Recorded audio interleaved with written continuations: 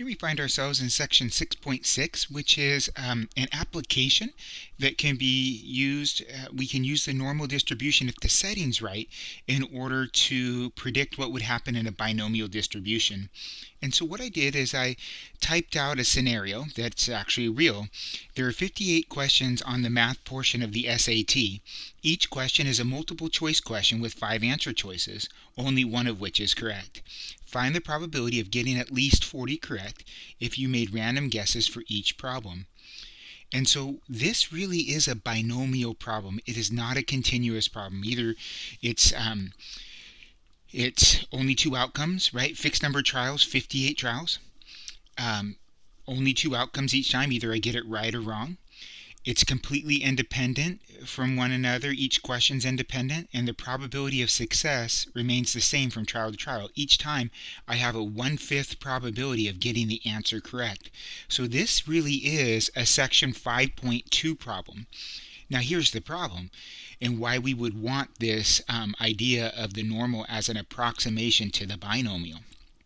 If I were to solve this using chapter 5 and find the exact answer, I have to find the probability of 40 correct answers, the probability of 41, right? Because that's what it means to be at least 40, right? If I go in here and just highlight this, we need to get at least 40 correct. Well, that's 40 or 41 or 42, and we're going to keep this going 18 times until we get to 58. 18 calculations that look like this. Out of the 58 questions, I need to get 40 correct. The probability of getting one correct is 1/5, and I need that to happen 40 times.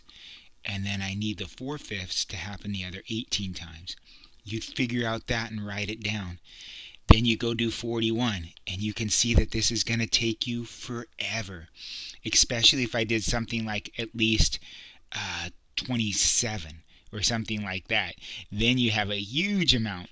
And so the normal distribution can work for us provided some conditions are met. So this section is called the normal distribution as an approximation to the binomial. So everything you're going to see will be binomial in nature. So that's not going to be what needs to be the requirement, although it should be mentioned. But here's the real thing. You can use the normal distribution to approximate the binomial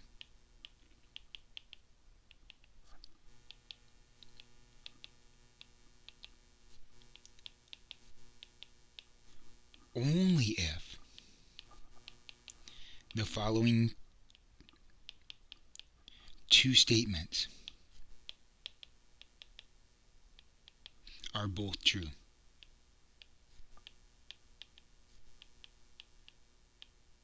Okay, and here it is. N times P needs to be greater than, some books just write greater than, ours does greater than or equal to 5. That's what I see most often. And NQ needs to be greater than or equal to 5. So if you're sitting back saying, I don't remember what N and P are, what are N and P? They're the same thing they were back in 5.2. And so it's a nice reminder of those principles. So let's make sure that we can see this from a binomial perspective. So as we look back at this upper problem here, there are 58 questions on the math portion of the SAT. N would be the total number of trials, right? We're wanting to know the probability of getting at least 40 correct. N would be the total number of times we can answer a question, and that would be 58 times. P would be the probability of success. I want to get those answers correct, right? And so because I want to get them correct, let me just, it's not letting me highlight it. Yeah, there we go. Because I want to get them correct, the probability of getting a correct answer, well, there's 5 answer choices, only one of which is correct. So the probability of getting it correct is 1/5. The probability of getting it wrong is 4/5. Now there's another reason I want to keep this P and Q alive. Hopefully that didn't shock you to come up with 4/5. I typically think about it as the probability of not getting it correct, and there's 4 wrong answers out of 5. Others will say, I know what Q is. Q is always 1 minus P, or 1 minus 1/5, which is 4/5. So however you were coming up with it before. Now let's just check. Now I don't think you're going to have to check every time, but it is important to realize that this is a necessary condition. So I don't think they're going to look to trick you in the homework and give you a non-binomial or a binomial situation where this doesn't work out, but maybe. Um, but so I guess we should check it each time. N times P, 58 times 1/5. We'll grab our calculator and take 58 and divide it by 5, and we get 11.6. Check. That's good because it's bigger than 5. N times Q is going to be even bigger, so we can stop right now because Q is bigger than P, but let's figure out what it is. 58 times 4 divided by 5, and we get 46.4. Again, no real reason to have checked that. We knew it was going to be 4 times as large. So we're good to go. We can use the binomial as an approximation. We can use the normal distribution as an approximation to this binomial setting. So what I'd like to do is erase this so I can be closer to the problem. So remember, you found out some things just a second ago. Well, actually, let me keep going. There's something else I need to talk to you about. So I'm going to keep this here. Now, once you know you can work with it, well, you know that the normal distribution is going to need some things. It's going to need to know the mean, and we're also going to need to know the standard deviation. And we can read through this binomial setting all day and never see the mean or standard deviation just flat out given to us. No problem. The mean is equal simply to n times p. And the standard deviation is easy to find, the square root of n times p times q. So for our problem, because we can use the normal distribution to approximate the binomial, we need to calculate a mean. Well, we've already found out what n times p is, 11.6. So 11.6 would be the average score when guessing. And standard deviation would be the square root of 58 times 1/5 times 4/5. So 58 times 1/5 times 4 divided by 5. 9.28 is what comes out of there. And we're going to take the square root of that answer. And we're going to get 3.04. So I'll just put 3.0. I'll round to the same level of accuracy that the mean was in. 3.0. Awesome. So we are going to come back to this problem and not treat it as a binomial. We're going to treat it as a normal distribution setting because we can. Now, why can we? Because n times p and n times q were both greater than 5 in this case. One was 11.6, the other was in the 40s. And so we are good to go. So what we now know is that we can use a normal distribution. So there's something else involved. And so I'm talking through this with you with the problem so that we can see it. So step number 1 was to realize we could do it. So check NP, n times p, and n times q. If both of them are greater than 0.5, the second thing we're going to do is find the mean and the standard deviation, right? The square root of n times p times q for the standard deviation, n times p for the mean. You'll write that down, bring it with you on the exam. The third thing that you need to do is draw a picture. This cannot be skipped because what you need to do is to choose the correct value. Continuity correction is what they call it. Okay, so you want to choose the correct, maybe I'll say correct base value. Hopefully that will make sense. So I am trying to use my own language to supplement what you're reading in the book. So ideally you're not just relying upon me to explain it. It will really help you more fully understand. And I think those that are being successful in the class are really utilizing the different descriptions that are going on. So draw a picture.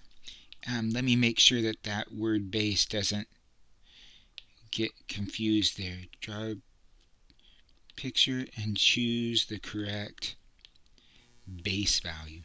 I'll tell you what I mean by that. Okay, so we have done the first thing and the second thing. Hopefully that's okay.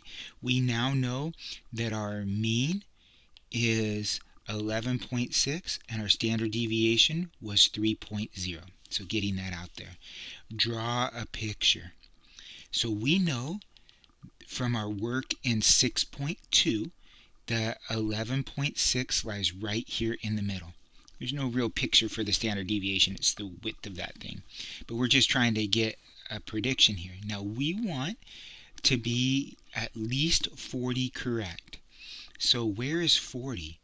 40 is way up here. Now we cannot use 40. So if you're doing a continuity correction, if you're using the normal distribution to approximate the binomial, I'll write it down here. You can never use the value in the problem. Okay, so I'm going to write even more. You use either the value minus 0.5 or the value plus 0.5. Okay, so this is what the book is going to call a continuity correction. So my choices are, I can't use 40, so it's either 40 plus or minus 0.5. So I either use 40.5 or 39.5. Those are the only two values. That's what I mean by choose the correct base value. Now, we want to determine, so this number 40 we'll never be able to use, so I'm going to erase it. It is either, and I'll put it in red, it is either 39.5 or 40.5, whichever works for the problem. Now remember, the problem was find the probability of getting at least 40 correct. That's this area. Let me erase that and use a different marker. That's this area here. I want this area to the right because I want at least, right? So this will match exactly what you did in 6.2. And so all the work is going to be the same. As soon as we determine whether it's 39.5 or 40.5, we're good. So we just do everything the same as we do in 6.2, and it's a nice reinforcement. So let's talk for a minute. Take a look at the wording. The wording is really important. The wording in this problem was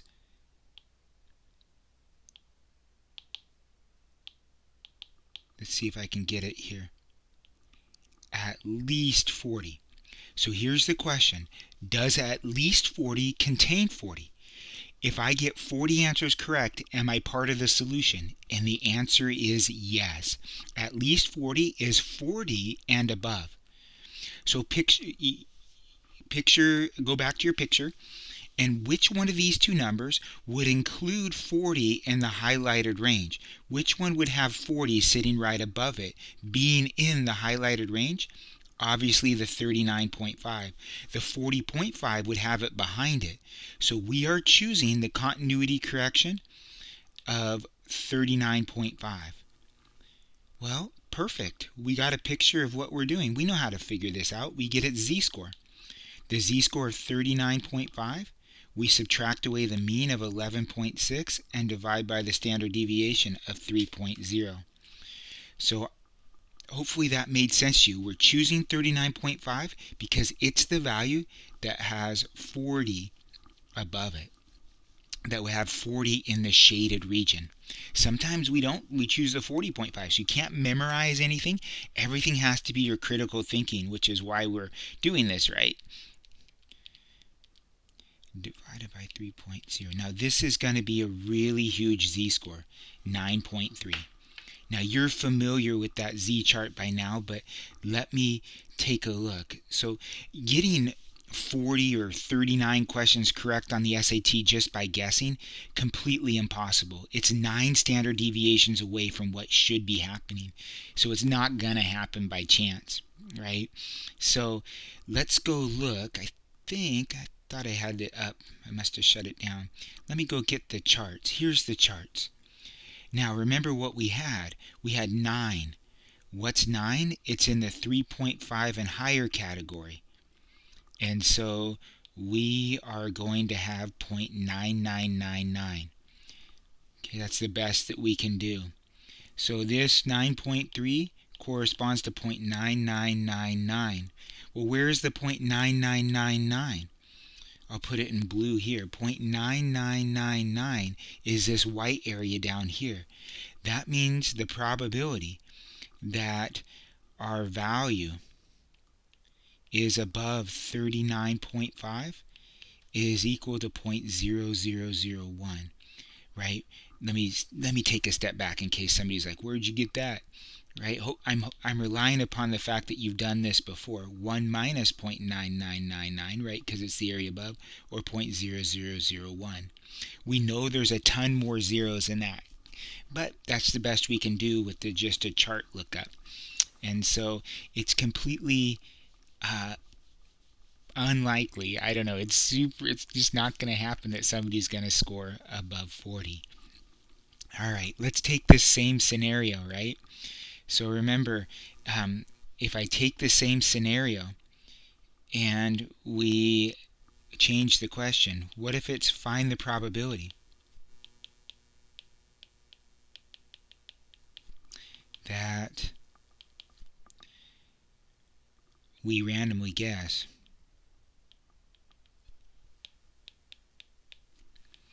and get less than 20 correct. Okay.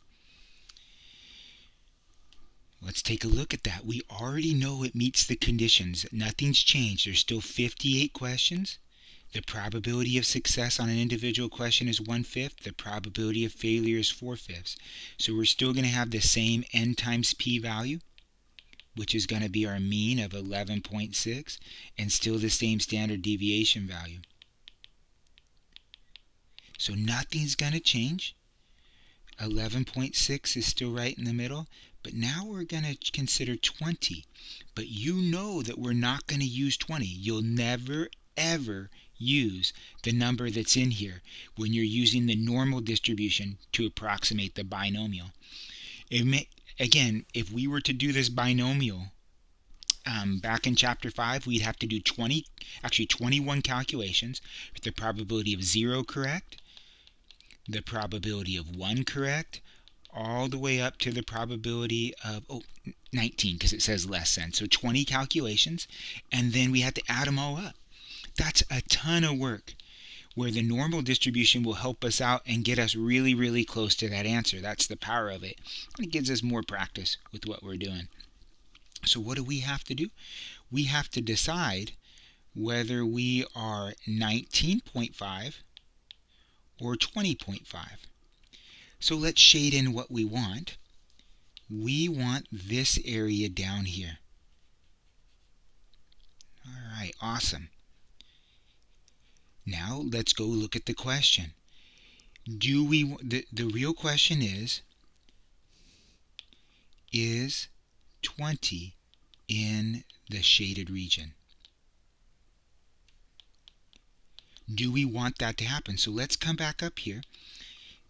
Less than 20. If you consider numbers that are less than 20, is 20 less than 20? The answer is no. That means 20 needs to be up here. We do not want 20 in the region to the left. That means we want the 19.5. 19.5, if that was sitting right here, would have 20 above it outside of the shaded region, and would have numbers 19.5 and less than it. This is the continuity correction. So picture that for a minute. Let me just put some things in here. If we had chosen 20.5, the problem with that is that, let me put it in blue, 20 would be right here. We don't want 20 in that shaded region, so it can't be 20.5. It's got to be 19.5. And so we're relying upon your critical thinking ability. That's why this is being assigned, is to see if you can think through these questions and situations. It's not really math. It is, well, it's mathematical thinking in a way, right? So we know where we're at. We're right back to 6.2. Z is equal to 19.5 minus the mean, all divided by the standard deviation. So we take 19.5, subtract away 11.6, and divide by 3. And we get the Z value of 2.633, or 2.63. So hopefully you're used to rounding them off to 2 decimal places. We know what we're going to do. We're going to go look that up. Every question in here is a find the probability question. So we're going to go look up 2.63. So we're going to go to our chart, 2.6. Remember, this is 2.6, 2.60, 2.6. 2.62, 2.63. I believe it was 2.63 that we wanted. So 0.9957. I'll go up just so you buy that we're at the 0.03 level. 2.63 is 99.57. Good, that's what we have. 99.57. Now where is 99.57?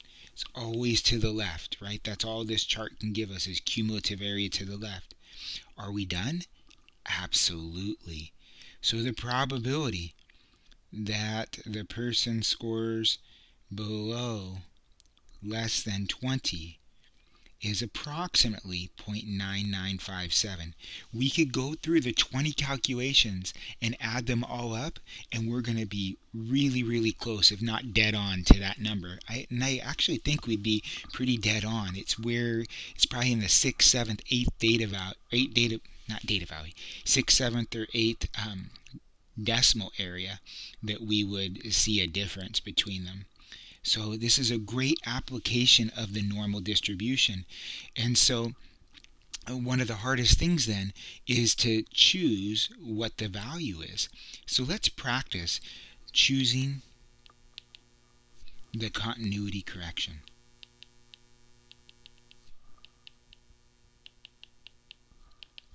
So what about something like this? The probability that the value is probability, I'm going to use language because that it's less than 5. Probability that it's at least 5. Probability that it's at most 5. Probability that it's more than 5. So we're just going to look at, these are the only scenarios that can come out, A, B, C, and D. Either they're going to say less than, at least, at most, or more than. So what do? We draw a picture. Now, I know I didn't give you a mean, so let me just do that. The mean's 3. So here's 3, and we have this line here. And no matter which one we're on, A, B, C, or D, there are 2 choices. We're either replacing this with 4.5 or 5.5. Okay, let's go look at A. Probability that we're less than 5. If we're less than 5, then we want to have this area shaded. And then the question is, do we want the 5.5 or the 4.5? The way you're going to answer that is, where do we want the 5? So the probability that we're less than 5, does that include 5? So for A,